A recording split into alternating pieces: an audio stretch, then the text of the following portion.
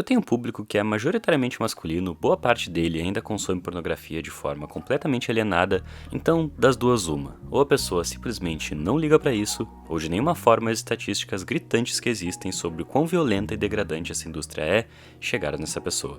Se é o caso de tu ligar pra isso, o máximo que precisaria é de alguém pra dizer: ei, pessoas estão sendo torturadas, muitas morrendo pelo teu prazer. E pronto, com uma rápida pesquisa no Google, tu pararia de consumir pornografia.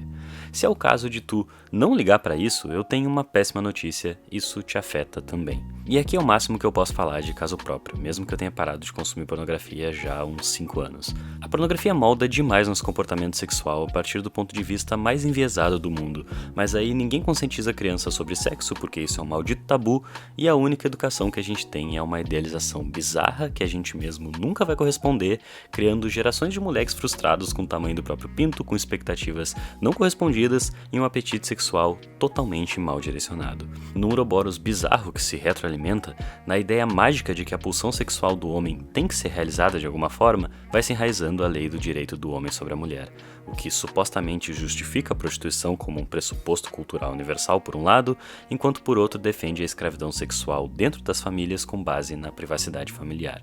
Se tu acha que tem muito poder por causa disso e defende esses valores, olha, eles não têm base em nada real. E se tu acha que essa pornografia é extremamente violenta e condescendente com violência, tudo bem, mas que estupro é errado, cara, mal dá pra separar o estupro da esfera sexual na nossa cultura, como se fosse violência e não sexo. Muitos estupros acontecem com menos violência do que já se considera aceitável no sexo. Como eu disse, pornografia ensina e ensina muito mal o que é transar. Para pra pensar um pouco nisso.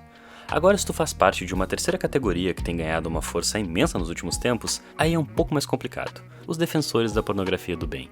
Eu gosto de chamar isso de consumo passivo-agressivo de pornografia, porque, não é menos violento, cultural e socialmente para as mulheres. Eu sei que é muito confortável e conveniente a ideia de existir uma pornografia que não é tão ruim assim, que tu poderia assistir com a consciência limpa, como um belo exemplo de homem que não agride as mulheres nem indiretamente, mas isso também não é verdade. Eu já ouvi o argumento de que, nossa, a pornografia objetifica tanto homens quanto mulheres, mas gente, não faz sentido discutir isso quando o homem já tem voz em absolutamente todos os outros papéis da sociedade. Um homem nunca vai ser só o sexo. Quando o homem aparece na pornografia, aquela é apenas uma das facetas do homem. Esse é um assunto um pouco mais delicado quando a gente fala das representações homossexuais e principalmente do homem negro no pornô, que também é uma discussão urgente, mas aí é menos ainda eu que tinha que estar falando sobre isso. Mas, voltando, o problema com a pornografia é que ela inevitavelmente reserva a mulher a uma função social, perpetua essa função que invisibiliza a voz dela em absolutamente qualquer área. Então, mesmo naquele pornô que não é tão violento, mesmo no pornô que não é simplesmente estupro ou a representação de um estupro, em qualquer pornografia a mulher surge como mercadoria sexual. Isso acontece em outros lugares também, em filmes, livros, músicas, quadrinhos, na publicidade, a mulher como objeto de apetite sexual desprovido de contexto emocional, sem significado ou personalidade individual. Outras mídias vão abrir margem para discutir caso a caso, mas é equivocado levar esse relativismo para a pornografia também. Ela é só sexo, é isso que faz da pornografia, afinal.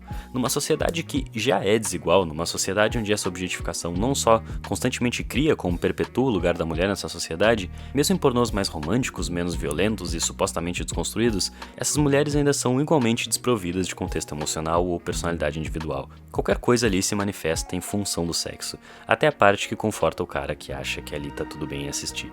Se não fosse assim, não seria pornografia. E é muito importante lembrar disso, porque exatamente por toda essa mesma estrutura que torna toda e qualquer pornografia problemática, é sim muito importante que mulheres explorem sexualidade em trabalhos artísticos e políticos. Nada do que eu tô falando milita a favor da mulher não expressar a própria sexualidade.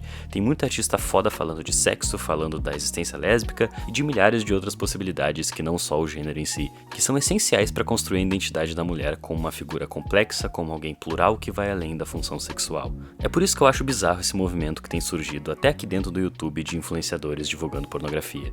Muitos inclusive se colocam como vozes contrárias a caras como, sei lá, o Nando Moura, como se aquele fosse o cara tóxico e eles não, sem perceber que no momento que mascaram numa voz progressista coisas destruidoras como a indústria pornográfica, quando incentiva essa saída imaginária da pornografia que realmente machuca, como se isso sequer fosse possível, acaba alienando ainda mais o público. Eu realmente não tô falando tudo isso aqui pra me sentir melhor do que ninguém, mas se pra quem assiste meu conteúdo, pra quem eu posso alcançar, isso não vai ser dito de outro lugar, eu tenho alguma responsabilidade sobre também. Não falo como autoridade no assunto, provavelmente vai aparecer alguém argumentando que conhece mina que defende essa parada, eu sei que vai e eu não tô culpando ela, mas lógico que muito do que eu falei aqui vai além da minha experiência. Eu aprendi ouvindo outras mulheres, lendo outras mulheres. Boa parte desse texto vem totalmente dos ensaios da Adrienne Hitch publicados pela Bolha Editora, autora que se coloca longe de culpar a vítima, e isso é importante, mas também observa o problema dessa identificação generalizada das mulheres com esse tipo de mídia. Só o que eu acrescento aqui é a utilização desonesta desses discursos que são consequência de uma longa colonização sexual por influenciadores pouco preocupados realmente com a localização social dessas mulheres e que o que mais queriam era uma desculpa para poder projetar a culpa para longe deles de todo o mal que o consumo de pornografia representa. Nada que a Adrienne não esperasse também. Meu nome é Henrique e eu queria agradecer ao Peters que me convidou para falar sobre isso a primeira vez, apesar desse não ser o conteúdo que eu sempre faço por aqui. A gente costuma falar de arte em geral e eu tenho uns vídeos bem mais pessoais sobre coisas que eu me sinto um pouco mais confortável com razão para falar sobre, mas esse é um tópico super importante que eu vou agradecer de coração quem ajudar compartilhando. E esse vídeo que tá aqui na tela foi um dos que eu mais me abri, então se tu quiser conferir, tá aí. Obrigadão pela atenção.